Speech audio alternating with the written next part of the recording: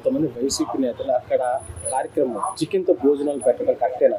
వాళ్ళకి నైతిక విలువలు, హిందూ సాంప్రదాయాలు, హిందూ ధర్మం గురించి వాళ్ళకి ఏం తెలియదండి. వాళ్ళు ఏంటంటే మనసులో ఒక దేవుడు, బయటకు ఓ దేవుడు. అసలు వాళ్ళు తీర్థం తెలుసుకోవడం తెలీదు, ఆ తీర్థం విలువ ఏంటో తెలీదు, ఒక ప్రసాదం విలువ ఏంటో తెలీదు, వాళ్ళకి ఏమీ తెలియదు. అలాంటిది వాళ్ళకి చికెన్ తప్ప వాళ్ళకి ఇంకేం గుర్తొస్తుంది? ఇప్పుడు మన వినాయకుడిని నవరాత్రులు చేశారంటే వీళ్ళంతా కుర్రవాళ్ళు, వాళ్ళు ఎంత సాంప్రదాయంగా, ఎంత పద్ధతిగా, ఎంత మంచిగా చేస్తున్నారంటే చాలా విలువలతో కూడినట్టు చేస్తున్నారు. చికెన్ తో భోజనాలు పెట్టడం అసలు వైసీపీ కరెక్టేనా?